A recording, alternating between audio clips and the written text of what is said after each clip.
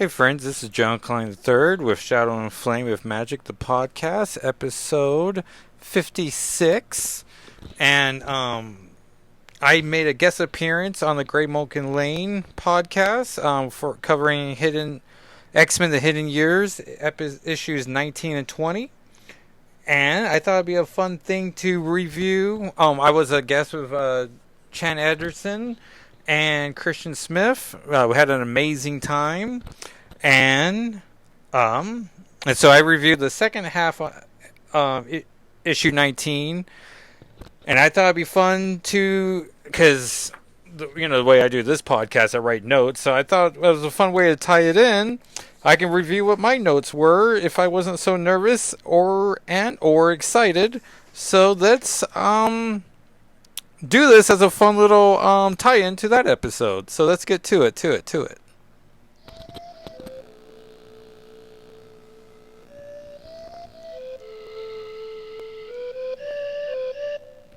And once again, thank you, Francisco, for providing the theme song to the podcast. I really appreciate it, and you.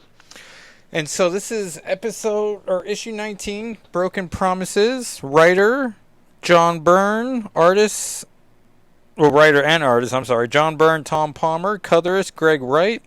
Associate editor, Lisa Hawkins. Editor-in-chief, Joe Quesada. Cover is X-Men: The Hidden Years when beckons the abyss.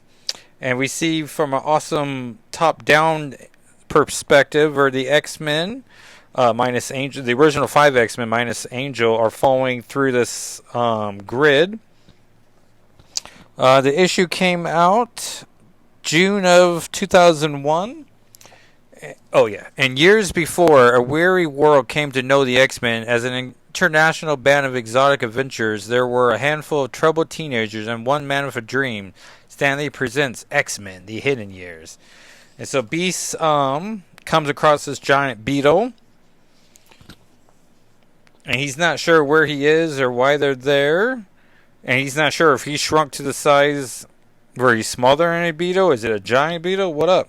Then Cyclops blasts it, and it skitters away, and Hank gets a hand up from Scott, and Hank's looking at the plants, and it doesn't appear that they have shrunk.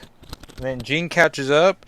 She's wearing a classic X-Men trainee uniform, but with her Wolverine-like mask that's black. And then Cyclops recognizes that where he optic blasted, there's metal underneath it, so clearly something is amiss. And then we see the Mole Man is watching them, and he scurries off. And then Iceman shows up. They catch him up with what little they know of him, of the situation. And then they're wondering where Angel, Alex, and Lorna are. Meanwhile, the Martin household, suburban Dunphy, Illinois. And we see Xavier wearing just like some pajama pants and a t-shirt, and Terry, who he's rooming with, and her daughter, because I guess she had a daughter with mutant powers that were out of control, and Xavier put psychic locks down, and then just started having a relationship with the mother, and seems very awkward. But he can't sense where the X-Men are. So, of course, if he can't sense where mutants are, they're just dead to him. The 04 are trying to blast away, and then we see... what's his name? So, Tobias Messenger has broken into their minds, and it's just shouting, apparently, according to Bobby, that he has a telepathic link to them. He's like, my name is Tobias Messenger, though I do not expect that to mean anything to you. I'm the leader of the group of mutants, not unlike yourselves. We call ourselves the Promise. And Bobby's like, why are you screaming? We're not deaf. And he's like, well, I am. But I am, Iceman. I was born unable to speak or hear, and only a mutation allowed me to communicate with my fellows. And he gets into this long, pages long narrative where essentially he's gathered mutants, and every 10 years they go into chambers. No, they're in chambers, and every 10 years they come out, they look at the world, judge the world to be wanting, and then they go back after a week. And they've been doing it for decades now. And then no one's happy that he's taken Alex, Lorna, and Warren.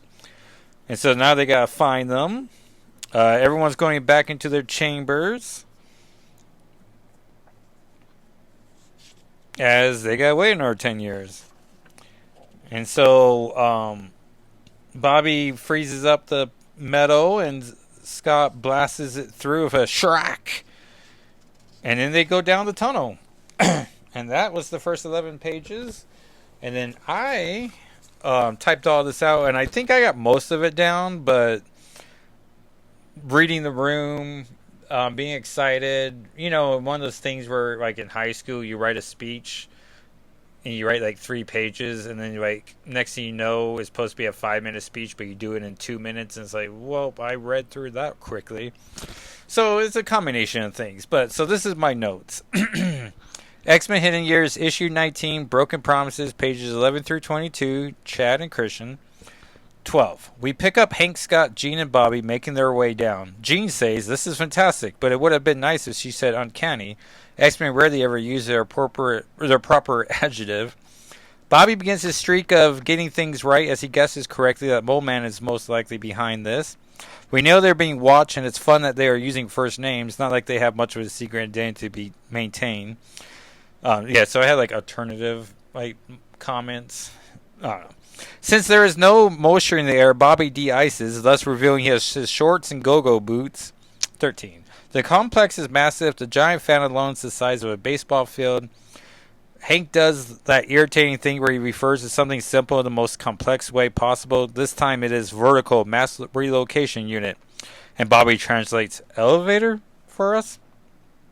You're impressing nobody, Hank. No wonder Vera got away from him. Bobby hopes they don't get sucked off by the fan. I mean. And also, once Chad was nice enough to invite me to this episode, I was like, well, I gotta do a tie-in to it. So I'm doing the thing I thought I would do, weeks ago. Because it's the only thing I think I was like, well, I guess I could review it again? But, anyways, 14. Bobby, 2 for 2, as the fan does start sucking them up. There's no door, so they can't escape. Good thing Angel isn't with them, or he would have grabbed them and flown away, or Polaris would have wrecked all the machinery. So it makes plot sense why these 4 are together. Otherwise, the team would have been out of this mess real quick. Scott tells Jean to start using her kinesis, and she's already doing it. Tis, Scott. 15. Back with Messenger and his goons, a chamber opens. What? And it's also one of those things where it was like, we give brief descriptions, and then I was like, well, how brief is brief? And so I did a, long form. 16. The fan just won't quit. Whenever characters have to hold hands, I always like to note who's holding who and see if there's anything that there with that. This time, Hank is holding the catwalk, and his other hand is holding Scott's hand, who's holding Jean's hand, who's holding Bobby's hand, and that does seem like the best order for them. Hank asks Scott why he hasn't blasted a dude yet, and Scott says he can't reach either button on his cowl or glove, so no assistance from the punch dimension this time. Bobby asks if Jean can press any of Scott's buttons, but she's using her power to try to hold everyone back, which also seems to be what Hank is doing, until he isn't, and then lets go. So what was Jean doing? It's also one of those fun things, too, because, you're doing an interview, essentially, with 2 other people, so I was trying to do pauses, seeing where the room was going, what jokes are working, and, so it's pretty loose. And I haven't gotten there, because he starts the episode with Mike Carlin and 2 other gentlemen, and they are reviewing just like the classic handbook days, which is fun, because that's where Chad Anderson, his Marvel work starts with the, I don't know, 3rd wave of handbooks, 2nd wave, when they get the handbooks A through Z update editions, and so Oh yeah, so I'm enjoying that interview. I haven't gotten to meet my part yet. And I forget why I started that sentence. 17. Hank tells Scott to start blasting, but doesn't do anything. The fan continues. Hank apologizes and calls them his little friends. Gene notices the steel mesh, which somehow protected the fan from Scott's optic blast. 18. Hank explains the mesh is there to protect the fan from debris, but that still doesn't explain taking the blunt force of Scott. So the mesh saves them, and we essentially wasted 3 pages of them fighting off the fan as if they did nothing. They would have ended up in the same place. Scott has the thought that Hank hasn't been himself since the Hunter pushed Hank to the edge, which is a reference to Kraven in issue 17. So 2 episode issues prior to this one. Bobby, 3 for 3, says he hopes that the fan doesn't turn off and they'd be in trouble. Turns out Scott did damage the fan as the fan turns off. 19. Hank finally tells Bobby to stop commentating, thus their perspective, though they don't know Moment is involved in any of this yet. Scott lets out a classic Gene. Gene surrounds everyone in a giant TK bubble, which cushions their fall. 20. The team crashes out of the metallic shafts just to come across a natural underground vault. Gene tries to make her TK bubble softer, which I guess is something she can do. 21. Only Scott and Hank weren't fully knocked out, but Mole Man corrects that and zaps Hank. Mole Man is not thrilled that the X-Men have returned. 22. Issue ends with Lucy waking up Warren. She can't free Lorna or Alex without killing them.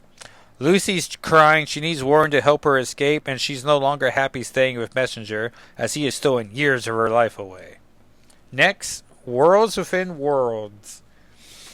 And that was what I was going to contribute. And I think, I did the broad strokes. Like, if you listen to that episode, which I highly recommend you do,